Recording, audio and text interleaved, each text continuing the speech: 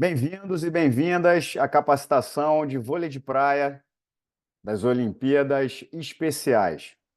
Então, a gente vai hoje abordar o vôlei de praia, a modalidade vôlei de praia nas Olimpíadas Especiais. Lembrando que já são com as regras novas de 2024, a gente teve algumas alterações em relação às regras que foram adotadas nos últimos Jogos Mundiais. Foram pequenas alterações, mas a gente já vai nesse curso falar nas regras que estão vigentes, tá bom? E ao final, eu vou falar para vocês aqui o caminho que vocês vão ter que seguir para terem acesso à avaliação. São 11 questões para que vocês possam preencher e tendo lá o aproveitamento de 75%, vocês vão obter o certificado, tá? Então, em primeiro lugar, os objetivos desse curso, os principais temas que nós vamos falar são as características das competições nas Olimpíadas Especiais, as regras, ou seja, a gente tem a modalidade vôlei de praia no mundo, vamos dizer assim, mas não há uma regra específica para o vôlei de praia 4x4. Então, existe uma adaptação do voleibol de duplas, né, das regras oficiais da Federação Internacional do Voleibol de Duplas, e há uma adaptação às regras do vôlei de praia nas Olimpíadas Especiais, são baseadas nessas regras da Federação Internacional, mas não são iguais por duas razões. Primeiro, porque não há uma regra oficial de 4 contra 4, que é o formato que se disputa o vôlei de praia nas Olimpíadas Especiais, e segundo, que as competições aqui elas têm características específicas e que aí essas regras foram adaptadas para que a gente consiga trabalhar essa modalidade de acordo com a filosofia das Olimpíadas Especiais. E a gente vai falar um pouquinho, né, sobre a fase divisioning, que é uma fase que ocorre nas competições das Olimpíadas Especiais, e aí eu vou explicar um pouquinho, mas só para vocês já entenderem o que basicamente a gente vai conversar hoje, tá?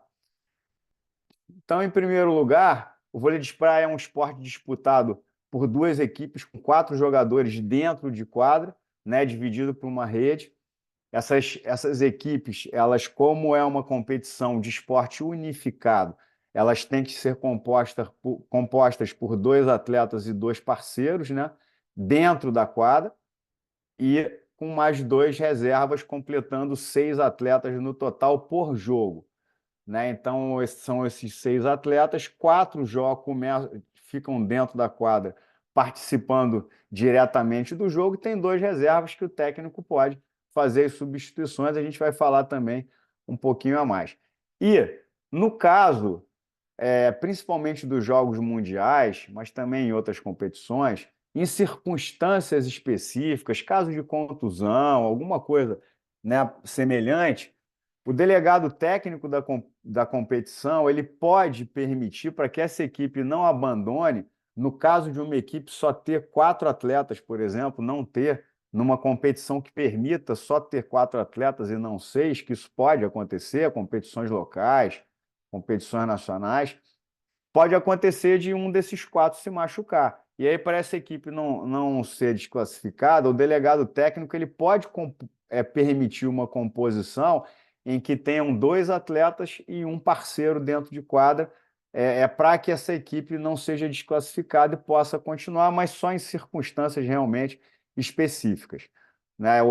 Os Jogos Mundiais, por exemplo, você obrigatoriamente tem que ter 6 atletas na equipe, o que, num caso de contusão de um dos atletas, faz com que não tenha essa necessidade, você pega um reserva e substitui, e a equipe continua normalmente a participar da competição, né?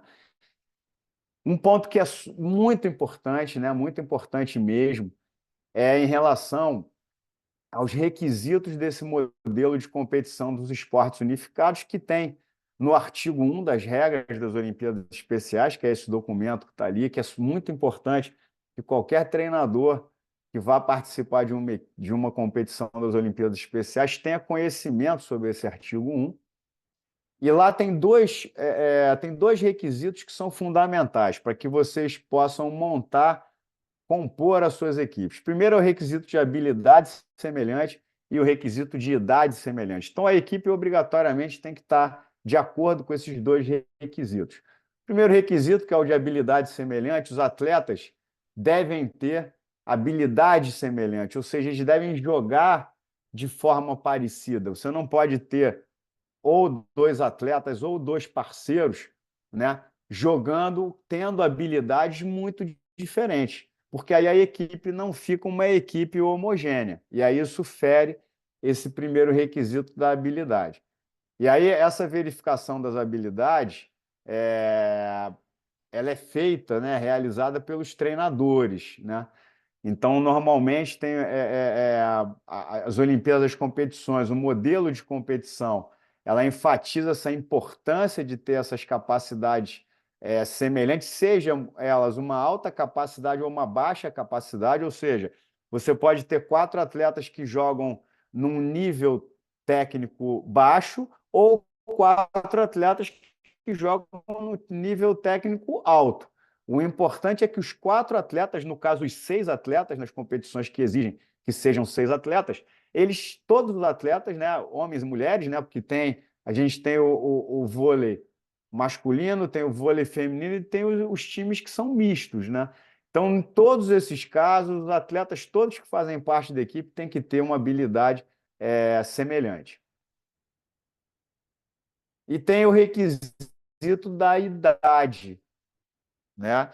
Então, você precisa entender o seguinte: se todos os membros da equipe tiverem 18 anos ou mais, a variação entre o atleta de idade, entre o atleta mais jovem e o mais velho, não pode ser superior a 20 anos. Então, isso é um primeiro ponto. E o segundo é, se algum membro da equipe tiver entre 14 e 17, a variedade dentre todo mundo que faz parte da equipe, lógico, com exceção do treinador, que não entra nesse quesito, é óbvio, isso é só para os jogadores, né? A variação entre o mais novo e o mais velho não pode ser superior a 5 anos. Tá? Então, são os dois quesitos. Tiverem 18 anos ou mais, a variação entre o mais jovem e o mais velho da equipe não pode ser superior a 20, e entre 14 e 17 anos, a variação não pode ser superior a 5 anos. Tá? E a data de idade sempre que é considerada é a data de idade do atleta mais velho, na data do início da competição. Então, quando a competição vai começar, você pega a idade do atleta mais velho e você faz a comparação com os outros integrantes da equipe. Tá? Em relação a essas regras, as regras das Olimpíadas Especiais, como eu falei no início, são regras específicas, são regras adaptadas. Elas são baseadas, né, nas regras da Federação Internacional, mas elas são específicas e elas regem as regras oficiais, aquelas que estão valendo já, elas vão direcionar e elas vão regir todas as competições do esporte desse esporte organizadas pelas Olimpíadas Especiais.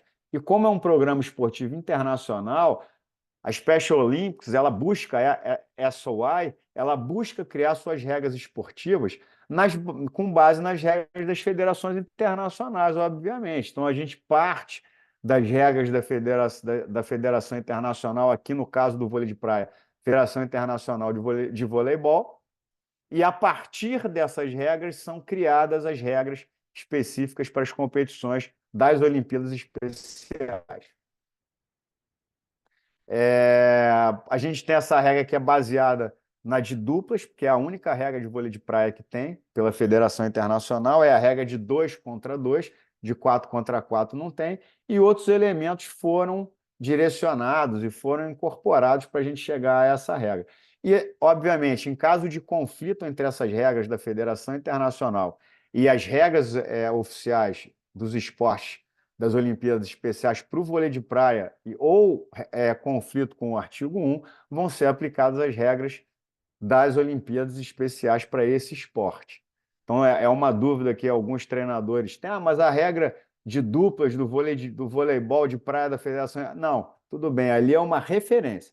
O que vocês têm que adotar como a regra oficial é a regra das Olimpíadas Especiais, com as suas diferenças e adaptações em relação às regras de duplas da Federação Internacional.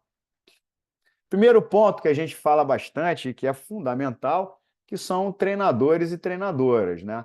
São as pessoas que lideram a equipe nas competições, não só durante o período de preparação para a competição, nos treinamentos, mas durante as viagens, durante as competições. Então, o treinador ou treinadora são fundamentais nesse processo e cada equipe deve ter um adulto atuando como treinador ou treinadora que não pode atuar como jogador. Então, o treinador não pode jogar o campeonato. Ou ele é treinador ou ele é jogador.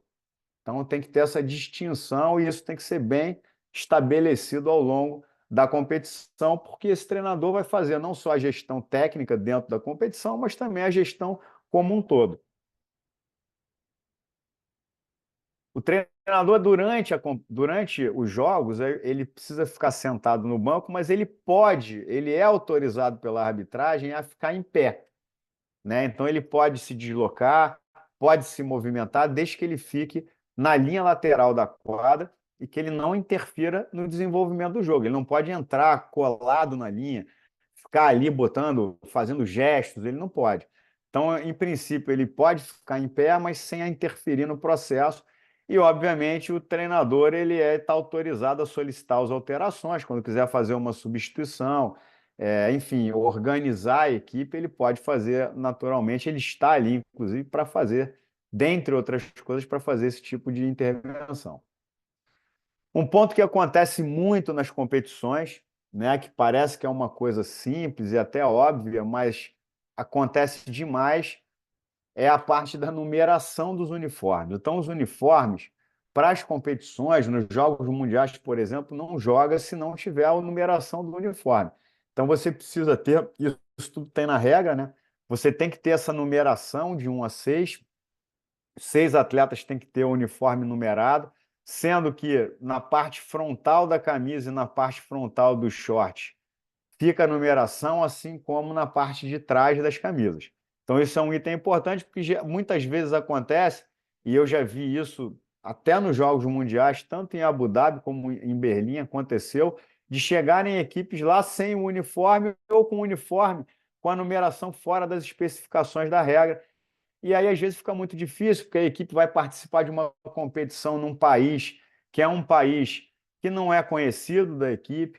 Muitas vezes os integrantes têm dificuldade de falar inglês, então têm dificuldade de se comunicar fora do seu país. E aí, imagina, ter que resolver uma questão de uniforme num país que não é o país que você está acostumado a morar.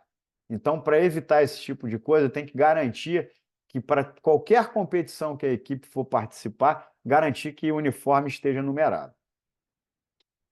Agora vamos falar um pouquinho sobre a forma de jogar, quais são os detalhes e toda essa capacitação aqui, ela foi montada, ela foi elaborada para focar nos pontos que são os principais pontos. A regra é uma regra grande, né? Tem um monte de itens na regra quando vocês forem ler. A gente tem aqui a foto do documento, vocês podem entrar no site da Special Olympics International, que é as Olimpíadas Especiais Internacional, que é o órgão internacional que organiza os Jogos Mundiais, que são as regras que norteiam qualquer competição. Então, a regra é grande, tem muitas páginas, tem muitos itens. Então, a gente vai procurar falar aqui nos principais itens, que são os principais pontos de atenção para quando vocês forem participar da competição, vocês não serem pegos de surpresa. Então, o primeiro ponto é o seguinte: o jogador ele não pode tocar 2 vezes seguidas na bola, né, com a exceção do bloqueio. Então, se um atleta subiu para fazer o bloqueio, a bola bateu na mão, esse mesmo atleta pode rebater a bola mais uma vez e a equipe pode dar mais 2 toques. Tá? Então, cada equipe pode dar 3 toques, até 3 toques, para passar a bola para o campo adversário, sendo que quando tem uma ação de bloqueio, quando a bola bate na mão de quem está bloqueando, a equipe pode, além desse toque do bloqueio, fazer mais 3 toques e passar a bola para o lado de lá. E não há função de líbero no vôlei de praia, né? No vôlei de quadra tem aquele atleta que entra só para fazer o fundo de quadra, mas na praia não tem isso. Todos os jogadores jogam e não tem essa função do líbero. Uma coisa que também é importante, às vezes gera dúvida, porque a gente sabe que em alguns momentos o treinador ele não é específico do voleibol, né? Às vezes é um treinador que conseguiu montar a equipe, que faz parte do programa do país, mas está dando uma força ali para conseguir que aquela equipe de vôlei de praia exista e participe das competições. E às vezes esse treinador não é um treinador que vem do voleibol, que tem experiência no voleibol, e aí geram algumas dúvidas. Então é importante entender, e essa dúvida muita gente tem, que no vôlei não é permitido só usar as mãos na bola. Você pode tocar com qualquer parte do corpo, inclusive com os pés. Aí tem até uma foto aí daquela líbero famosa da seleção feminina, da Fabizinha, que ela volta e meia pegava uma bola com o pé. Então no vôlei de praia você a bola pode tocar em qualquer parte do corpo. O que não pode acontecer é essa bola ser carregada, né? A bola ficar retida nas mãos do atleta e o atleta, depois de reter essa bola, lançar. Ela tem que ser efetivamente rebatida, né? Ela tem que ser tocada, né? Usando qualquer uma das técnicas de execução, mas ela não pode ser retida, tá? E a bola pode até bater em partes diferentes do corpo ao mesmo tempo. Se esse toque for simultâneo, não tem problema nenhum. Por exemplo, a bola batendo no braço e na barriga, no braço e no ombro. Isso acontece muito, de vir uma bola mais rápida, ela bate no braço e no ombro ao mesmo tempo. Não tem problema nenhum, no braço e no peito, né? Então isso pode acontecer, desde que esse toque seja simultâneo, né? E é óbvio que, naturalmente, qualquer uma dessas regras, os árbitros vão estar ali, a equipe de arbitragem vai estar ali para analisar a situação e marcar de acordo com a regra, tá? E uma coisa que é muito importante nas competições das Olimpíadas Especiais de vôlei de praia é que a arbitragem ela vai fazer a análise de alguma irregularidade ou uma forma como os atletas estão fazendo o manuseio, né, as técnicas de execução, muito de acordo com a habilidade daquele jogador. Então, a gente vai ver um pouquinho mais para frente que existe uma fase que se chama de visioning, que é uma fase em que faz uma avaliação e uma categorização desses jogadores, de acordo com a habilidade, né? Tanto como individual como em grupo. E o árbitro, quando ele vai trabalhar num jogo, ele já sabe mais ou menos ali qual é o nível de habilidade daqueles jogadores daquelas equipes. Então, às vezes, num grupo, né, uma divisão feita com todas as equipes num nível técnico muito alto, o árbitro vai ter um rigor maior para analisar as execuções técnicas das jogadas. Num grupo em que o nível das equipes é um nível mais baixo tecnicamente, ele vai ter um pouquinho mais de tolerância na hora de fazer a análise das execuções técnicas dos atletas, tá? Principalmente numa técnica que se chama o toque, que é aquela técnica que você coloca as mãos acima da cabeça e você golpeia a bola com as mãos num movimento simultâneo com as pontas dos dedos. Isso se chama toque no vôlei de praia, no vôlei de quadra também. Então, essa toque, que é uma técnica que exige um pouquinho mais de capricho, vamos dizer assim, na execução, a arbitragem ela vai muito olhar para esse nível de habilidade do jogador, até porque esse toque permite um pouquinho mais de controle. Essa técnica de execução do toque, ela permite um pouco mais de controle sobre a bola. Então, incentiva-se que os atletas eles usem bastante essa técnica chamada toque para que, por uma vez que tem um pouquinho mais de controle, né? E aí o árbitro vai ter essa análise compatível com a técnica, com a habilidade daquele jogador, tá bom? Uma coisa importante, né, é que a recepção do saque, e aí começa a gente ter aí algumas diferenças entre o vôlei de quadra e o vôlei de praia, é que para você receber um saque, você não pode utilizar a regra do toque, como é no vôlei de quadra. Você não vai poder fazer isso, né? Então você pode usar qualquer técnica, mas com exceção desse toque que a gente estava falando agora. Então no vôlei de praia não pode pegar o saque de toque. Você tem que fazer a manchete, rebater com uma das mãos, pode pegar com o pé, pode pegar de cabeça, de ombro, mas o toque não pode. Você pode até usar as duas mãos acima da cabeça, mas você tem que usar essas mãos fechadas, firmes, juntas, e você golpear a bola de uma vez só. Vamos falar um pouquinho agora sobre o sistema de pontuação, tá? O jogo ele é disputado em 2 sets, cada set de 21 pontos, e caso haja um empate de 20-20 em um desses sets, vence o set aquela equipe que abrir 2 pontos de vantagem. Não tem limite. Não pode chegar a 40, que seja, 50. É raro, raríssimo. A gente até tem jogos que chegam a 30, mas é difícil. Normalmente os jogos acabam ali no 21 mesmo. Mas caso esteja 20-20, tem que abrir 2 pontos de vantagem.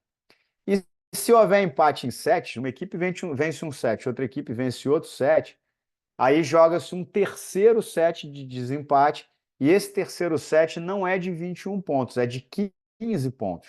Tá? E essa mesma questão, se houver empate ali em 14-14, faz-se essa diferença de pontuação de 2 pontos até se definir quem é o vencedor da partida. Tá bom? E no vôlei de praia tem uma coisa muito característica, que é a questão do vento, do sol, né? Então essas questões elas geralmente interferem na partida. E aí, para que o jogo fique justo, o vôlei de praia tem uma regra que a cada 7 pontos disputados, as equipes mudam de quadra, né? Para que, se tiver um vento de um lado muito grande, ele não fique beneficiando só uma equipe durante o set inteiro. Então, há essa alternância de quadra para que as equipes enfrentem essas situações climáticas de uma forma mais igual. Tá certo? Lembrando, aí é uma coisa importante, que o treinador, quando a equipe muda de lado, o treinador muda de lado junto. Né? Eu já vi acontecer muitas vezes de treinadores que não estão acostumados com vôlei de praia, quando a arbitragem sinaliza que as equipes precisam mudar de lado, os treinadores não mudam, eles ficam parados, aí não dá, porque aí o treinador vai ficar dirigindo uma equipe que não é a dele, uma vez que os lados foram alternados. Então, quando houver essa alternância de lado, o treinador muda junto para ficar junto das suas equipes. E aí, quando tem o caso dos sets empatados, um 7-1 para cada equipe, nesse caso do terceiro set, que é de 15 pontos, a cada 5 pontos é que há essa alternância de quadras. Agora vamos falar um pouquinho sobre a escalação inicial. É quando o treinador chega em quadra, ele faz o aquecimento e aí ele decide quais são os 4 atletas que vão iniciar a partida. Então ele precisa preencher uma que se chama line-up sheet no Internacional, que é uma folhinha, né, de escalação. Ele precisa preencher essa folhinha com os 4 jogadores que vão começar, né, e a ordem de saque. Ou seja, vocês podem ver ali que tem o número 1, número 2, 3 e 4. O que é isso? Isso daí é exatamente o treinador indicando para a equipe de arbitragem quem vai ser o primeiro atleta a sacar é o 1. Está ali, ele bota o número do 1 nesse quadradinho aí, 1. Número 2 vai ser o segundo atleta a sacar. Então ele bota o número do segundo atleta a sacar ali no 2. E assim sucessivamente até o 4. Se houver uma substituição, o atleta que entrar, ele permanece no mesmo lugar que aquele outro estava nessa sequência aqui de saque, tá bom? E essa tem que ser, essa ordem de saque, né? A sequência de saque precisa ser mantida durante o set inteiro, tá? Então, antes de começar o jogo, o treinador vai lá, preenche essa fichinha e entrega para o segundo árbitro, e aí a equipe de arbitragem já sabe quem é que vai começar no saque, qual é a sequência. Lembrando, gente, que depois que você entrega essa folhinha, não pode fazer nenhuma alteração. Então, você preencheu, entregou para a arbitragem, se o treinador quiser fazer uma alteração, já conta como sendo uma substituição. Você só vai conseguir fazer uma alteração já fazendo uma substituição oficial. Por isso que é muito importante preencher com atenção, preencher com calma, né, essa ordem de saque, para que não haja nenhum tipo de problema na hora de fazer o desempenho da equipe dentro de quadra, tá? As substituições, né, que são permitidas em qualquer jogo de vôlei de praia das Olimpíadas Especiais. Inclusive, os jogadores todos precisam participar, então essas substituições são obrigatórias. Né? Tem os 4 atletas que estão dentro de quadra, que começam jogando, e tem os 2 reservas. Esses 2 reservas vão ter que entrar em cada set. Eles precisam participar do jogo. Então, eles podem entrar, essa substituição pode ser, né? Vamos imaginar que tenha o jogador de 1 a 4 e os 5 e 6 que estão na reserva. O jogador 5 pode entrar no lugar de um atleta, número 1, vamos dizer assim, e o jogador 6 entrar no lugar do número 3. Isso pode acontecer. Também pode acontecer de entrar sempre no mesmo atleta. Ele entra, ele sai no lugar de um atleta e o outro reserva, ele pode entrar e sair no lugar desse mesmo atleta. O que é importante é que essa substituição que eu falei de entrar e sair, ela tem que ser sempre no mesmo atleta. Ou seja, se o número 5 entrou no lugar do número 1, aí o número 5 passa a ficar dentro da quadra e o número 1 passa a ficar no banco de reservas. Para esse número 1 voltar para a quadra de jogo, ele só pode voltar no lugar do número 5, que foi aquele que entrou no lugar dele. Não pode acontecer, por exemplo, o número 5 entrar no lugar do número 1, aí o número 1 vai para o banco de reservas, e aí esse número 1 entrar no lugar do número 3. Não pode acontecer isso. As substituições, entrada e saída, têm que ser feitas sempre no mesmo jogador. Agora, pode acontecer do número 5 entrar no lugar do número 1, aí o número 1 volta para a quadra, o número 5 volta para o banco de reservas, e aí o número 6 entrar também no lugar do número 1, e aí eles fazem esse retorno na mesma posição. Então, entrou o número 5 no lugar do 1, aí o número 1 voltou para a quadra. Aí o número 6 entra no lugar do número 1 e o número 1 volta no lugar do número 6. Tá bom? Então, essas são as possibilidades que podem ter. Lembrando que são permitidas por set até 4 substituições. Então, você pode fazer esse movimento de entrada e saída até 4 vezes por set. Vamos falar agora um pouquinho sobre o saque. O saque é a primeira ação. Quando vai começar um jogo, a primeira ação que tem é o saque, que é quando uma das equipes, né, após o sorteio, há um sorteio, os 2 capitães eles definem quem é que vai começar o jogo sacando, né? E aí essa pessoa, que é aquela número 1 daquela ficha de formação inicial de equipe que a gente conversou, esse número 1 vai ser o primeiro a colocar a bola em jogo. Então, o saque é o ato de colocar a bola em jogo pelo atleta, pelo jogador que vai estar posicionado na zona de saque, que é aquela zona que fica na área, na parte final da quadra, atrás da linha de fundo, né? Delimitada pelas 2 linhas laterais. Então, o jogador, ele pode se posicionar em qualquer uma dos locais que ficam localizados entre as 2 linhas laterais, atrás da linha de fundo. Aquilo ali é que a gente chama de zona de saque. Então, o jogador faz o saque, né? Essa ordem de saque é aquela que a gente falou, 1, 2, 3, 4, né? E a equipe, aí é uma regra que ela é específica das Olimpíadas Especiais, é importante que vocês saibam isso, né? É o quê? Se fica um jogo, aí ele continua no saque, faz outro saque, a equipe faz outro ponto. Seja ponto direto do saque ou seja um ponto disputado num rally. E aí tem um terceiro saque, a equipe faz um terceiro ponto. Nesse caso, que é uma equipe que está fazendo 3 pontos consecutivos, nesse caso, obrigatoriamente, precisa-se ter um rodízio entre os jogadores. E olha só, eu vou até voltar aqui na escalação da equipe, que tem um ponto aqui que é muito importante, que é o seguinte: é obrigatório que o treinador, na hora de escalar a equipe, alterne atletas e parceiros. Então, se o primeiro a sacar é um atleta, o segundo tem que ser um parceiro. E aí, se o segundo é um parceiro, o terceiro tem que ser um atleta. E aí, o quarto é um parceiro. Então, obrigatoriamente, tem que se ter essa alternância entre atletas e parceiros na hora da sequência do saque. Tá? Isso é muito importante também que vocês guardem essa regra aí.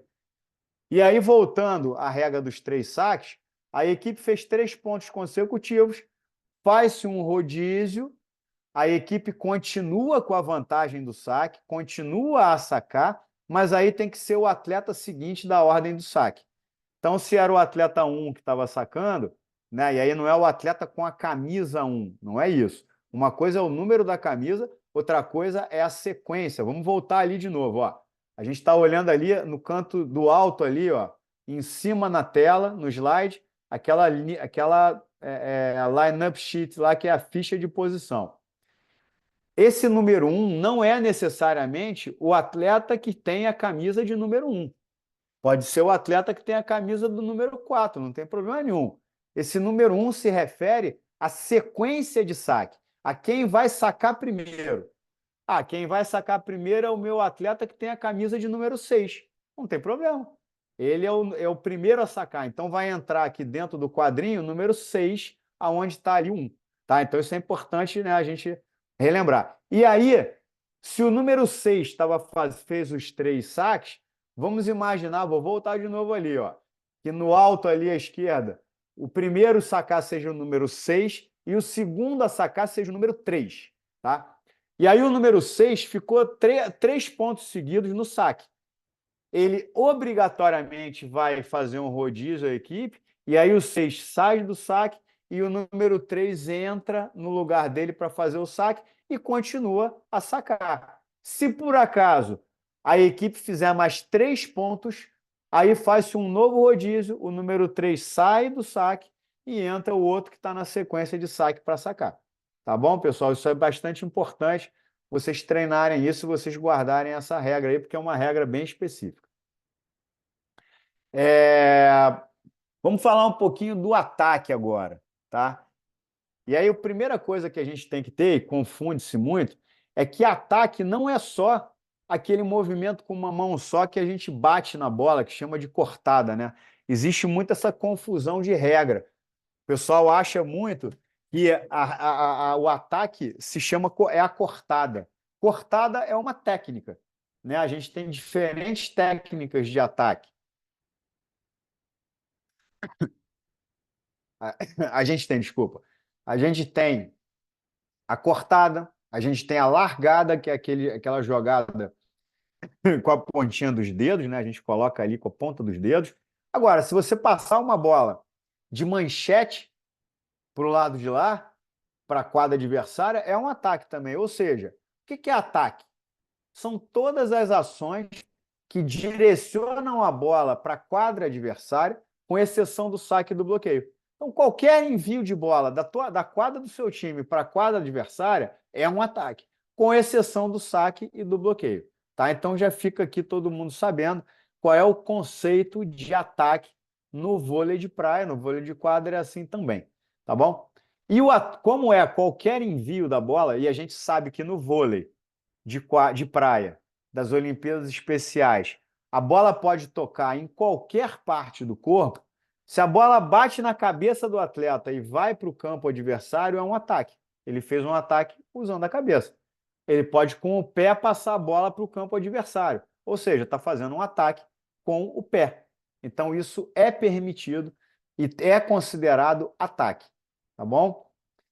E aí, uma coisa que é importante é que naquela opção de você usar uma das mãos apenas, você pode usar golpeando a bola rápido, né, forte, que é o que a gente chama de cortada, e aí é a mão aberta, você bate na bola, né, como se fosse dando um tapa na bola para o campo adversário. Você pode fazer isso de uma forma forte, você pode fazer essa cortada, bater na bola de uma forma mais lenta, de uma forma mais leve, que se chama uma cortada colocada, uma cortada de meia força, né?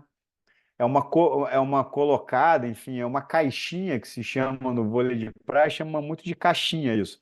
É uma cortada né, lenta, assim, leve. E você pode usar a ponta dos dedos. que é o que no voleibol se chama largada, tanto na quadra como na praia. Então você vai com a pontinha dos dedos, estica o braço e você solta a bola, né? Você faz um golpe na bola sem segurar, né? Na largada você não pode reter, como a gente falou lá atrás, não se pode reter a bola em hora nenhuma. Então você pode dar um toquinho e aí você fazer, tá bom?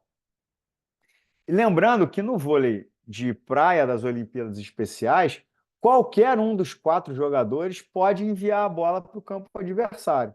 Não tem uma ordem. Ah, só quem está do lado esquerdo pode mandar, só quem está no meio da quadra, só quem está na rede, só quem está no lado da saída, que a gente chama saída de rede, que é o lado direito. Então não é assim. Qualquer um dos 4 jogadores pode atacar a bola, ou seja, qualquer um dos 4 jogadores pode enviar a bola para o campo adversário.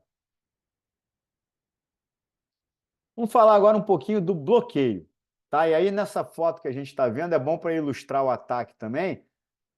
Não são 2 bloqueios que estão acontecendo, não. Quem está do lado esquerdo de branco está fazendo o bloqueio e quem está do lado direito, do nosso lado direito aqui da tela, do slide, de verde, está fazendo um ataque. Ou seja, o jogador saltou, ele está usando as 2 mãos, ele está usando a técnica de execução toque, que são as 2 mãos acima da cabeça, passando a bola com a ponta dos dedos, e ele está fazendo um ataque com as 2 mãos. Isso aí é um ataque. E aí o jogador de branco vai tentar evitar que essa bola passe para a quadra dele. Ou seja, isso é o bloqueio. É quando o jogador salta, passa os braços acima do bordo superior da rede, ou seja, a gente tem 2 faixas amarelas aqui na rede. A faixa de baixo se chama bordo inferior, então é o bordo inferior da rede, e a faixa de cima se chama bordo superior da rede. Então, o bloqueio é quando o jogador que está perto da rede, ele salta e ele tenta interceptar o ataque adversário com as mãos acima do bordo superior da rede. Tá? Então, isso é o bloqueio.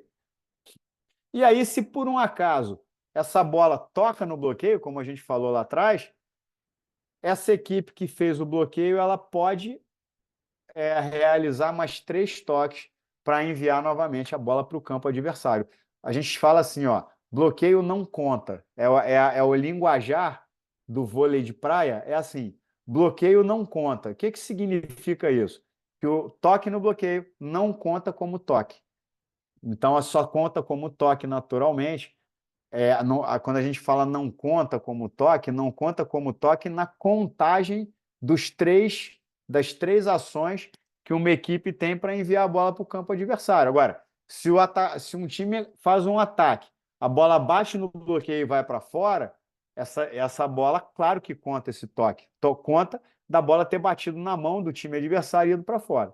Para a gente não confundir isso de que o não conta é simplesmente na contagem de três golpes que o time pode fazer para enviar a bola para o campo adversário.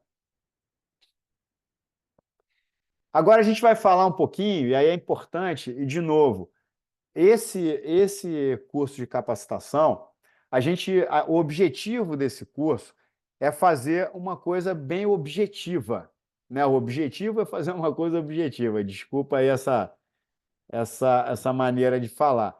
Mas é isso. Aqui a gente buscou fazer uma coisa para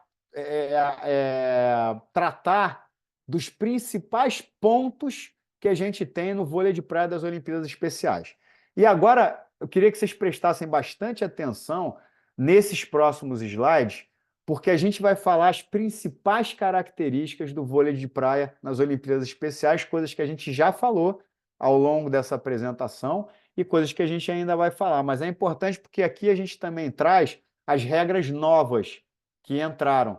Então, aqui, quem participou do vôlei de praia até o ano passado, vocês vão reparar que tem umas regrinhas novas que são importantes e que vão ter, sim, um impacto na dinâmica da sua equipe. Então, primeira característica que não tem líbero, como a gente falou, no vôlei de quadra tem. Então, é um comparativo entre o vôlei de quadra e o vôlei de praia. Então, o vôlei de quadra tem líbero, o vôlei de praia não tem. No vôlei de quadra tem aquela linha de 3 metros né, que é pintada no chão da quadra. O vôlei de praia não tem isso. É uma quadra única com um piso de areia e ela fica sem nenhum tipo de marcação. Bloqueio não conta como um toque, tá? Aí, fazendo um paralelo com a regra das duplas da Federação Internacional, quando a gente falou lá no início da apresentação, eu frisei bastante. Existe, porque às vezes há essa confusão. Ah, mas existe uma regra de vôlei de praia da Federação Internacional. Não, existe uma regra de vôlei de praia da Federação Internacional para a competição que é disputada entre duplas. Não existe uma regra da Federação Internacional para competições entre quartetos, tá? Então é importante que vocês entendam isso. Por quê? Porque na regra do jogo de duplas da Federação Internacional, quando a bola bate no bloqueio, já conta um toque. Então, nas duplas, bateu no bloqueio, a equipe tem mais 2 toques para enviar para o campo adversário. Não é o caso dos vôlei de praia nas Olimpíadas Especiais. No vôlei de praia das Olimpíadas Especiais, o bloqueio não conta como toque. Então, bateu no bloqueio, pode ter mais 3 toques para enviar a bola para o outro lado. E um outro item importante, que é um comparativo entre o vôlei de quadra e o vôlei de praia, é que no vôlei de quadra pode recepcionar o saque usando aquela técnica do toque, com as mãos acima da cabeça, usando os dedos. É permitido no vôlei de quadra, mas no vôlei de praia, que é o que a gente está falando aqui nesse curso de capacitação, no vôlei de praia não pode pegar o saque de toque. Ah, mas o meu atleta joga na quadra, quando ele vem para a praia ele se confunde. Você vai precisar fazer esse trabalho com a sua equipe, porque se ele pegar o saque de toque numa competição de vôlei de praia, o juiz vai marcar como infração. Então não pode pegar. Aquela regra dos 3 pontos do saque, né, que é super importante, é uma regra muito específica das competições das Olimpíadas Especiais. Então, o jogador faz os 3 pontos consecutivos, tem o rodízio. E aí tem um item importante aqui que é legal frisar. Se por um acaso o treinador, na hora que faz esse rodízio, aquele exemplo que eu dei, né? O número 6 estava sacando, aí ele ficou 3 pontos consecutivos no saque, saiu, fez o rodízio. Aí o número 3 veio sacar. Se o treinador ele resolve fazer uma substituição, esse jogador ele vai ficar envolvido nessa sequência de saque. Tá? Então, o jogador que assumir, ele vai participar da rotação sem a possibilidade de sacar. Isso é importante que vocês entendam, porque às vezes o treinador ele faz uma substituição estratégica e aí é importante entender que essa substituição não pode impactar nessa dinâmica, né, desse rodízio dos 3 saques, que é uma regra que foi estabelecida para que não fique uma equipe com um sacador ali o tempo inteiro e ganhando o jogo só fazendo ponto de saque. Tá bom? E essa que eu vou falar agora é uma regra nova. Então é importante que todo mundo preste bastante atenção nessa regra, porque vai precisar que treine a sua equipe conforme essa regra. Ou seja, a gente viu lá que tem aquelas posições do saque, 1, 2, 3 e 4, que são alternadas as posições entre atletas e parceiros. Ou seja, na quadra, você vai ter, ao lado de um parceiro, você vai precisar ter sempre um atleta. Então, você não vai poder ter 2 parceiros, um ao lado do outro da quadra, nem ter 2 atletas, um ao lado do outro. Pode acontecer de você ter um parceiro na posição do meio no fundo e ter um parceiro levantando essa bola. Isso pode acontecer. Agora, você não pode ter um parceiro no meio da quadra e um outro parceiro do lado esquerdo desse parceiro ou do lado direito. Você tem que manter, o treinador tem que, na hora de montar a equipe para receber o saque, e aí isso é uma coisa importante a se falar, essa é uma regra nova para quando a equipe vai receber o saque. Então, estou lá esperando o time adversário sacar.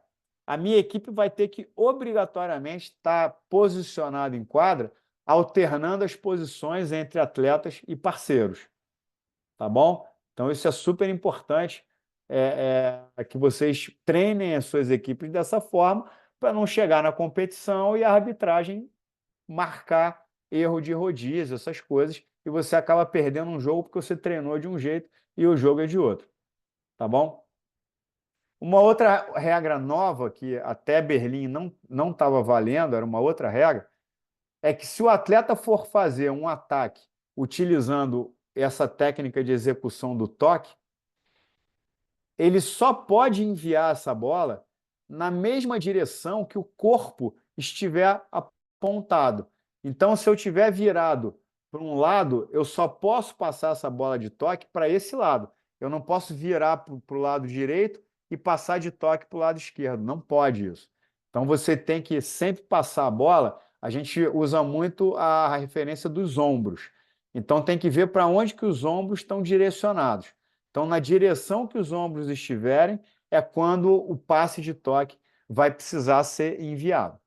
Tá? Então, isso é importante que treinem seus jogadores, suas jogadoras, a partir dessa regra, porque ela é uma regra nova, e se vocês forem participar de competições que respeitam as regras atuais, a arbitragem vai marcar isso daí se vocês fizerem diferente, tá bom? E lembrar de novo que é permitido a colocada, que se chama largada de ponta de dedo com uma das mãos, e essa largada pode ser mudando a direção da bola. Você pode saltar para um lado e jogar para o outro, saltar para cá e jogar para lá. Não tem problema nenhum. O que não pode é que essa bola ficar retida nos dedos, né? Você segurar essa bola, carregar essa bola e jogar. Aí não pode. Aí é a condução que se chama, né? Então precisa saltar e tocar com a bola limpa com a ponta dos dedos. Outro ponto que é importantíssimo, que a partir desse ano passou a ser mandatório, passou a ser obrigatório, não mais uma recomendação, é que todos os jogadores que estiverem registrados na súmula, ou seja, você tem 6 atletas, tem 6 jogadores no seu time. Os 6 jogadores vão ter que participar pelo menos por alguns pontos ou por um tempo, tem que participar de cada set. Tanto na fase de divisioning, que a gente vai falar o que é essa fase um pouquinho mais para frente, quanto na fase da competição propriamente dita. Então, todo mundo tem que jogar. Não pode ficar jogando só com 4 atletas. Todos os 6 atletas vão ter que participar. Tá bom? Um outro ponto que é importante é que em algumas competições, a organização do evento não disponibiliza uma área para a equipe fazer um aquecimento antes de entrar na quadra de jogo. Às vezes a equipe precisa direto entrar para jogar. Nesses casos, a organização ela vai fornecer 7 minutos de aquecimento. Ou seja, a minha equipe não teve como aquecer com a bola, né? A gente deu uma corridinha aqui fora, tal, mas a gente entrou na quadra sem ter tocado na bola. Então vocês vão ter 7 minutos para fazer esse aquecimento com a bola e fazer o aquecimento de rede de saque, que é o que a gente chama. Ah, não, a organização do evento disponibilizou para todas as equipes uma quadra de aquecimento. É uma área de aquecimento onde a equipe pode ir para lá, e antes de começar o jogo, fica lá tocando, fazendo manchete, aquecendo. Se houver essa disponibilização, aí, antes do jogo, a arbitragem vai dar 5 minutos apenas de aquecimento no jogo. E esse aquecimento, e aí é um ponto importante também, que eu reparei que tanto em Abu Dhabi como lá nos Jogos Mundiais de Berlim, algumas equipes não sabiam disso, né? O aquecimento ele é basicamente dividido em 3 momentos. Você entrou com a sua equipe na quadra, aí o primeiro momento as equipes ficam fazendo toque e manchete, pode fazer uma rodinha, aí cada um pode se dividir em duplas, aí cada um tem a sua estratégia, cada treinador. Mas um primeiro momento é para aquecimento do toque e da manchete, só. Segundo momento é o que a gente chama de aquecimento na rede, que é quando treina-se o levantamento e o ataque. Então, é obrigatório que um atleta, um jogador, pode ser atleta ou parceiro e revezarem. Fica na posição de levantamento, o outro passa a bola, esse jogador faz o levantamento e esse que passou faz o ataque para o campo adversário. E aí todos os atletas fazem esse aquecimento. Todo mundo faz ataque, todo mundo faz levantamento. Então é importante que o aquecimento dentro da quadra antes do jogo é para isso. É para os jogadores se ambientarem nas diferentes situações, fazendo toque manchete para receber a bola e fazendo toque manchete para fazer o levantamento e ataque. E por último, a arbitragem dá 1 minuto para fazer o aquecimento de saque. Ou seja, todo mundo vai para o fundo de quadra, todos os jogadores vão para o fundo de quadra, e tem 1 minuto para todo mundo ficar sacando, treinando ali, aquecendo o saque antes do jogo começar. Tá bom? Lembrando que os uniformes, como a gente já falou, precisam ser obrigatoriamente numerados e com as especificações, que são os tamanhos de número, estabelecidos nas regras oficiais. Tá bom? Agora vamos falar um pouquinho de como funcionam, geralmente, as competições de vôlei de praia nos Jogos Mundiais, que são, né, que os Jogos Mundiais é a principal competição que há nas Olimpíadas Especiais. Então, normalmente, são 12 equipes unificadas, masculinas e femininas, também pode ser equipe mista, né? Então, as equipes mistas, elas jogam no masculino e as equipes femininas jogam entre si, tá? Então pode ser 12 ou pode ter mais, mas via de regra, geralmente busca-se ter 12 equipes unificadas, né? Essas equipes, elas num primeiro momento participam do que a gente chama de fase divisioning, que é uma fase que eu considero a fase mais importante de uma competição de vôlei de praia. E eu acho também nas outras modalidades, não só no vôlei de praia. Porque é quando o diretor técnico, o delegado técnico, ele tem a condição de avaliar o nível técnico dos atletas, tanto individualmente como jogando em grupo. Né? Porque o vôlei de praia ele é um esporte de equipe. Então não adianta você fazer uma análise só do atleta individualmente, é importante entender como aquela equipe joga junto. Né? Essa é a grande avaliação que se faz. E essa avaliação, quando que ela é feita? Na fase de divisioning, aonde no vôlei de praia, não significa que em todas as modalidades seja assim, mas no vôlei de praia, que é o objeto da nossa discussão aqui, o delegado técnico coloca todas as equipes que estão inscritas na competição para jogarem umas contra as outras. Então, as equipes ficam jogando umas contra as outras e o delegado técnico e a equipe técnica de organização vai avaliando cada equipe. E ao final dessa fase de divisioning, o delegado técnico ele faz exatamente a distribuição dessas equipes entre divisões e dentro das divisões entre grupos. Tá bom? Isso aí é uma coisa importante. Lembrando, como a gente falou, que nessa fase de visioning, todos os atletas têm que jogar, porque se eles não jogam, como é que o delegado técnico vai avaliar para fazer a divisão? Então é fundamental que todos os atletas participem. E aí tem os observadores técnicos das Olimpíadas Especiais que nas competições ficam ali olhando e orientando os treinadores a que isso aconteça, né? Que essa dinâmica de todos participarem aconteça, tá bom? Como eu falei, geralmente nos Jogos Mundiais, após o divisioning, o delegado técnico ele divide as equipes nos seus divisões específicas, né? Podem ter diferentes divisões, e dentro dessas divisões, dependendo da quantidade de equipes, você pode ter diferentes grupos. Pode ter grupo A e B, por exemplo, grupo A, B e C, por exemplo. E aí, geralmente, tem-se, num primeiro momento, uma disputa dentro do grupo, que é um sistema round robin, que a gente chama, que são todos contra todos, para definir as equipes que passam para a fase final. Lembrando que nas competições das Olimpíadas Especiais, assim como nas competições da Federação Internacional, quando há uma competição masculina, a altura da rede é de 2,43 m e na competição feminina, 2,24 m, tá bom? Uma ação importante, né, que é importante que vocês fiquem atentos, que são as reuniões dos treinadores, né? Essas reuniões dos treinadores, elas servem e elas geralmente acontecem diariamente, porque é um momento que o delegado tem para conversar com os treinadores e representantes de cada equipe, para falar sobre a competição, falar sobre coisas que aconteceram, por exemplo, no primeiro dia de competição, aí no segundo dia o delegado reúne nessa reunião com os treinadores e fala: olha, ontem aconteceu isso, vamos tentar cuidar para que não aconteça hoje.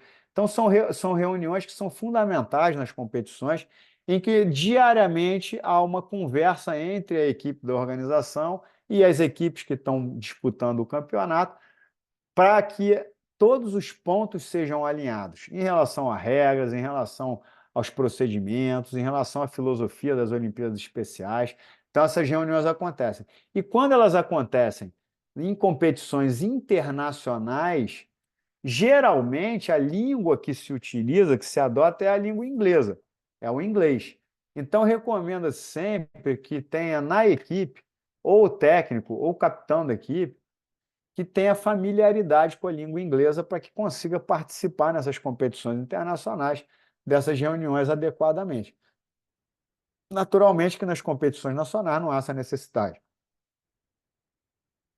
E aí, falando um pouquinho agora mais especificamente sobre a fase divisioning, tá? Então, o objetivo dela é garantir que haja uma divisão justa das equipes para que essa competição seja equilibrada, que é uma premissa básica dos eventos das Olimpíadas Especiais, é que as competições sejam justas, elas sejam equilibradas. Então, faz-se isso para avaliar as equipes e dividir essas equipes em divisões que vão ter ali equipes que possuem basicamente as mesmas características em termos de habilidade técnica.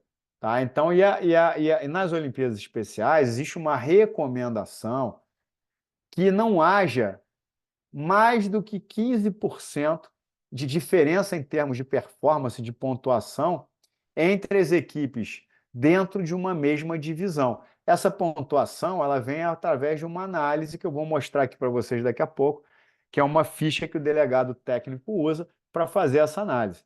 Tá? Então, não é uma regra, mas é uma recomendação que a melhor equipe não seja mais do que 15%, entre aspas, melhor do que a pior equipe dentro daquela divisão, tá bom? Então, o fator que usa-se para fazer essa análise é o nível de habilidade do atleta e da equipe, jogando como equipe, tá bom? E é exatamente na fase que essa divisão, que é a divisioning, que a gente faz essa análise para poder fazer essa divisão. E aí, antes da fase de visioning, vocês vão ver aqui também que existe um teste de habilidades do vôlei de praia que os treinadores precisam fazer isso com as suas equipes, com cada um dos atletas, e depois enviar para a organização do evento, antes do evento, porque o delegado técnico da competição, seja uma competição nacional, seja uma competição internacional, esse delegado técnico ele vai usar essas informações para inicialmente ter uma ideia de como é a característica de cada equipe que está se inscrevendo na competição, tá bom? De qualquer forma, na fase de visioning acontece esses sets, né, esses jogos que são para efetivamente avaliar as equipes. E isso que acontece não são jogos completos. Então, na fase de visioning, são disputados, via de regra, um set de 21 pontos, com uma limitação de 30 minutos, ou seja, se por um acaso é muito raro acontecer, mas pode acontecer, de um set demorar mais do que 30 minutos.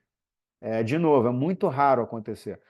E aí, se isso acontece, interrompe-se o jogo com 30 minutos, porque o objetivo da fase de visioning pouco importa quem venceu o jogo ou quem perdeu, porque isso daí não vai ter nenhuma interferência lá na frente na competição.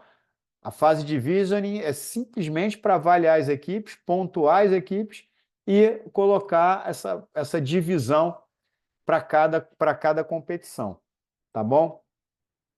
E aí vamos supor que tenham 12 equipes e o delegado técnico entenda que vai ter que dividir. em 3 divisões separadas, cada divisão com 4 equipes, por exemplo. Isso pode acontecer. Então, tem a divisão 1, que tem 4 equipes, divisão 2 tem 4 equipes, divisão 3 tem 4 equipes, e essas equipes jogam só entre si.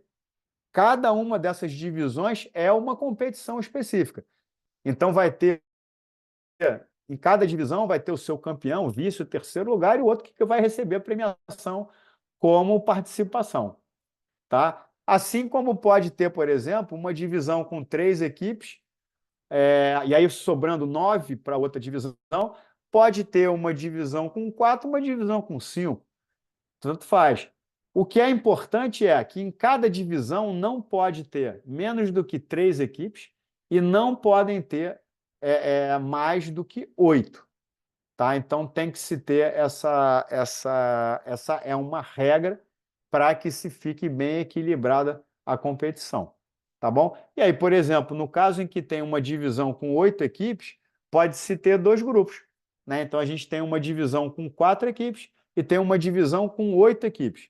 Essa divisão com 8 equipes vão ter 2 grupos de 4, por exemplo. E aí jogam os 2 grupos, faz lá na frente uma quarta de final, semifinal, disputa de terceira e final. Tá bom? Agora, de novo, por que aquela reunião com os treinadores é fundamental? Porque é nessa reunião que o delegado técnico vai esclarecer essas dúvidas. É nessa reunião que o delegado técnico vai explicar como a competição vai acontecer, como é que foram feitas as divisões, como é que vai funcionar a parte do aquecimento. Então, essa reunião com os treinadores entre os treinadores e o delegado técnico, ela é fundamental para que cada treinador entenda como vai funcionar a competição e prepare a sua equipe dessa forma. E aí tem o que a gente chama, que é a regra que antigamente era chamada de regra do esforço honesto, e agora é a regra do máximo esforço. Né? É que tem que se garantir, isso aí é um papel dos treinadores, garantir que todos os jogadores se empenhem ao máximo. Por quê? Porque pode acontecer de uma equipe não jogar com seu máximo esforço na fase de divisioning, e aí o delegado técnico posicionar essa equipe numa divisão de um nível técnico mais baixo. E aí, posteriormente, esse nível técnico mais baixo, essa equipe começa a jogar com o máximo esforço, e aí ela passa a ficar muito superior às outras equipes. E aí essa equipe pode ser, inclusive, desqualificada da competição. Se o observador técnico e o delegado técnico entenderem que houve má fé, por exemplo, do treinador ou da equipe, que simulou ali uma atuação não usando o máximo esforço para ficar num grupo mais fácil, essa equipe pode ser desclassificada. Então, essa regra do máximo esforço, ela serve para proporcionar um ambiente competitivo justo e proporcionar para os oficiais do evento, principalmente o delegado técnico e o observador, as informações necessárias para que eles possam garantir um ambiente competitivo justo para as equipes. Tá bom? E aí é muito importante isso. Atuou de um jeito na fase de divisioning e atuou no máximo esforço na fase de competição, como está destacado aqui, essa equipe pode ser desclassificada da competição. Tá? E aqui é um exemplo da ficha de avaliação que o delegado técnico usa para fazer a categorização de cada equipe. Né? Então, ele analisa geralmente o manuseio da bola, o saque, a noção de espaço e as jogadas que acontecem na rede, tanto de ataque como de bloqueio. Tá? O levantamento também, que acontece ali perto da rede. Então, ele acaba avaliando numa escala de pontuação de 1 a 5, onde 1 é um nível baixo de habilidade e o 5 é um nível alto de habilidade. E aí, a partir dessa numeração, o delegado vai posicionar as equipes todas que tiverem pontuações semelhantes numa divisão para que isso fique um campeonato equilibrado. Então, o manuseio da bola é a habilidade no envio da bola entre os atletas e na hora de fazer o envio da bola sobre a rede. Então, esse é como a equipe manuseia a bola, é o manejo de bola, que é a habilidade que a equipe tem no manejo de bola. O saque é a habilidade de fazer o saque, né, de forma sucessiva e bem-sucedida. Então, de acordo com essa capacidade da equipe, existe uma pontuação. Noção de espaço, como é que os jogadores se deslocam dentro de quadra, como é que eles têm, a habilidade que eles têm de se posicionar de um local para outro e de se manter numa mesma posição na hora de fazer a jogada. E as jogadas da rede, que são as jogadas que acontecem ali de bloqueio, ataque, bloqueio, né? Entender qual é a habilidade que aquela equipe tem, e os jogadores têm para realizar isso. E aí ele vai marcando ao longo dos sets do divisioning, da fase divisioning, ele vai marcando ali a pontuação para no final fazer esse total e fazer as divisões. Lembrando, mais uma vez, que há a possibilidade de ter times mistos, tá? Você pode ter times em que há homens e mulheres jogando juntos. Esse time misto, ele joga junto dos times masculinos, tá? E aí o feminino não, o feminino tem que ter só as mulheres ali jogando. E aí, como eu já falei aqui, né, que são os critérios, a gente já comentou, vou passar, né? E aí, para a gente falar agora um pouquinho sobre esses testes, né, que são os testes de avaliação de habilidade, que cada treinador precisa fazer antes das competições e enviar para a organização do evento antes do campeonato, que são testes que a gente avalia o saque, a recepção, defesa, levantamento e o ataque. Lembrar que esses testes, né, essas provas, elas não servem para distribuição de medalha e premiação, não. Ela é simplesmente para auxiliar o delegado técnico a organizar as partidas na fase de divisioning e o delegado técnico e o observador da competição, para eles terem uma noção do nível das equipes, tá? E aí você tem, e aí assim, eu não vou nem ficar aqui muito tempo nisso, porque isso está tudo explicadinho na regra. Basta vocês entrarem, baixarem lá, e aí é importante que qualquer treinador de qualquer modalidade, uma coisa que é básica é ter as regras debaixo do braço. Então, o treinador já precisa ir lá no site da Federação da Special Olympics International, entra lá nas regras, baixa o seu arquivo, fica com o seu documento ali.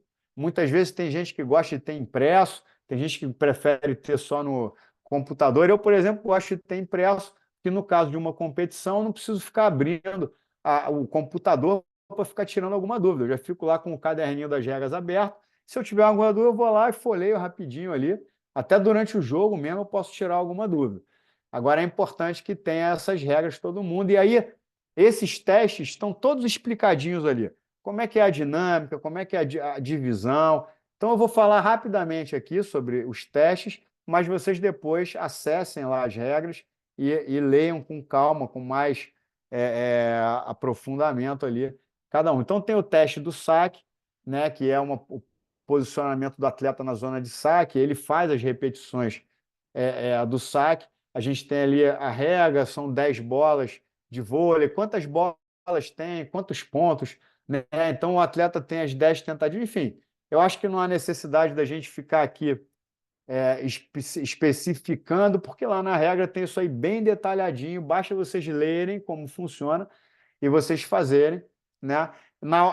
Cada um desses fundamentos, o objetivo é analisar aquele fundamento, obviamente. Então, nesse primeiro teste de saque, vai se analisar a capacidade de saque, tanto em sequência como a qualidade do saque. Se você for para a parte da recepção, o objetivo é entender a qualidade de recepção que cada atleta tem. Como é que ele consegue se virar ali no momento de receber um saque e passar essa bola para o levantador? Então, o objetivo é posicionar esses jogadores em quadra. Quem estiver aplicando o teste, né, os voluntários ou treinadores que estiverem aplicando o teste, eles vão fazer com que esses jogadores executem essa recepção numa determinada sequência, né, sempre usando a rede oficial, a bola oficial. E aí você tem ali a dinâmica, que no caso da recepção, o atleta pode, no vôlei de praia, tem que receber essa bola sempre de manchete, né? E o treinador pode enviar de toque essa bola, né, por cima da rede, para que o jogador que está posicionado na quadra possa receber, que é o que está explicando aqui, tá bom? É importante que no caso do vôlei de praia, você treine bastante a manchete ou as outras variações de técnicas de execução que não sejam o toque, porque o toque não vale pegar saque de toque. e você fazer em áreas, em posições diferentes, né? Uma hora o jogador fica do lado esquerdo da quadra, uma hora fica no meio, outra hora fica do lado direito, porque obrigatoriamente, pela regra que a gente conversou lá atrás, esses jogadores vão ter que passar por essas posições. E aí, ó, naturalmente, que rebatidas ilegais não contam, as bolas que passam por baixo da rede também não, e bolas que quicam além da linha central também não. Então, é importante ter essa dinâmica. A outra é em relação ao ataque. Então, nesses testes, o treinador, os voluntários vão criar uma situação em que a qualidade do ataque, o tipo de ataque vão ser avaliados. Aí a gente está vendo aqui nas figuras, nas fotos, estão ilustradas aqui diferentes formas de ataque. Né? Ali no canto esquerdo do alto, a gente está vendo um ataque que é feito através de uma técnica de cortada, né? É a cortada, aquele tapa na bola. Aqui do lado direito, acima, a gente está vendo que é uma técnica de execução da largadinha, que a gente chama largado, que é com uma das mãos com a ponta dos dedos. Quando você vem para o lado esquerdo, no rodapé do slide, a gente vê que ele está passando a bola sem saltar, com os pés no solo, de toque e com o corpo, ou seja, está vendo que ele está fazendo toque na direção dos ombros. E aqui é a mesma coisa. Você está vendo que ele está saltando, vai fazer um ataque de toque e ele vai enviar essa bola na direção que os ombros estão posicionados. E aí é a técnica que você vai avaliar, que pode ser a cortada, a técnica de ataque, e você pode também utilizar o ataque colocado. E aí, para finalizar, tem a parte da defesa do levantamento, que você vai fazer o lançamento da bola e o jogador vai executar o levantamento de toque ou de manchete e a defesa fazendo a mesma coisa. Lembrando que no vôlei de praia, você pode defender a bola de toque. Você não pode receber o saque de toque, mas você pode defender a bola usando o toque. Tá bom? E aí, esse slide aqui é falando só um pouquinho sobre essa administração dos testes, né? Onde você pode usar voluntários, você pode usar o treinador. Se o treinador tem assistente, tem pessoas que ajudam, muitas vezes tem parentes que fazem parte do processo. Então é ali. Você vai ter pessoas que vão ministrar esses testes no sentido de gerenciar os testes, ou seja, vão lançar as bolas quando tem que lançar, vão posicionar os jogadores na posição certinha. Né? O ideal sempre é que o treinador ou treinadora façam essa supervisão, tá bom? E aí a gente já está chegando ao final aqui da nossa capacitação. É importante, e isso eu falo muito, que a forma como treinadores e treinadoras preparam os atletas na fase de treinamento vai ser exatamente o que vai acontecer na competição.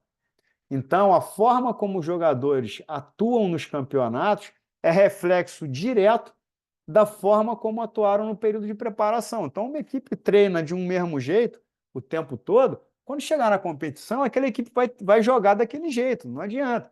Por isso que é fundamental que treinadores e treinadoras tenham conhecimento das regras, para que preparem as suas equipes de acordo com as regras. Senão treina de um jeito, chega na competição, não pode jogar daquele jeito. Como é que faz? Aí os jogadores ficam perdidos em quadra. Né? Então, lembrar, tem que ser alternado, atleta e parceiro. Todos têm que participar das ações. Não pode o parceiro ficar passando a bola para o parceiro o tempo inteiro. Vocês têm que passar as bolas entre outras da equipe. Então, tem uma série de formas. Então, a recomendação que eu dou para vocês, fundamental, é treine seus jogadores para executar todos os fundamentos da melhor forma possível. Porque eles vão passar por todas as posições, eles e elas. E, principalmente, treine seus jogadores e suas jogadoras para atuarem em equipe. Não condicionem as suas equipes para buscarem a vitória a qualquer custo. Porque nas competições das Olimpíadas Especiais, tanto o delegado técnico como o observador, eles vão estar ali exatamente para garantir que as equipes joguem como equipes, joguem de forma justa e de acordo com a filosofia das Olimpíadas Especiais. Então, treine seus jogadores para atuarem em equipe, independente do resultado do jogo. Porque se vocês prepararem os seus jogadores e suas jogadoras dessa forma, vão ter a condição de participar de qualquer evento. Tá bom, pessoal? Chegamos ao fim dessa capacitação. Eu espero que as informações tenham ficado claras para todo mundo. Vocês vão receber, tenha acesso às regras, como eu falei, no site da Special Olympics Internacional. E para vocês fazerem a capacitação agora, fazerem aquela prova, né, que se refere ao módulo esportivo de vôlei de praia, então, para que vocês possam fazer essa avaliação, vocês vão ter que entrar no site das Olimpíadas Especiais Brasil, tá? Não adianta tentar através desse link. Vocês têm que entrar no site das Olimpíadas Especiais Brasil. Aí vocês vão acessar o módulo esportivo de vôlei de praia, tá? E vão fazer as questões todas que estão lá, tá bom? E caso você acerte, né, a maior parte das questões, vocês vão ter lá o certificado, né? No caso, eram 10, agora passaram a ser 11 questões. Então, como são 11 questões, tem que acertar 75% ali. E aí, vocês obtendo esse resultado, vocês vão ter a certificação. Tá bom? Para maiores informações, segue aí o link e o endereço do site da Special Olympics International, Special Olympics Internacional, né? Onde vocês vão ter todas as informações. Vocês também têm ali nesse link do resources .specialolympics.org é onde vocês encontram as regras. Então, vocês podem copiar esse endereço, colocar lá no teu computador e baixar lá e chegar às regras. E se vocês tiverem qualquer dúvida, tem aí o e-mail da Tereza, que é a diretora de esporte das Olimpíadas Especiais Brasil, e a Tereza vai poder esclarecer para vocês qualquer tipo de dúvida. Vocês podem mandar lá o e-mail para ela que a Tereza vai responder vocês com o maior prazer. Tá bom? Então, agradeço aí a participação, espero que vocês tenham aproveitado o que foi trabalhado aqui, o que foi abordado aqui nessa capacitação. E eu fico aqui à disposição. Eu sou o Fernando Marques, eu hoje sou o Global Advisor, que é o nome, né? Que é como se fosse um membro de um conselho que a Special Olympics tem, internacional, referente ao vôlei de praia. Então, hoje eu sou responsável nesse conselho por essa modalidade. Por coincidência, eu sou brasileiro, mas é um conselho que tem gente do mundo todo, e eu estou aqui participando e contribuindo com esse conhecimento, para que vocês possam desenvolver as suas equipes da melhor maneira possível. Tá bom? Então fica aqui o meu abraço a todos e todas e que vocês tenham muito sucesso na preparação das suas equipes e na competição. Tá bom? Um abraço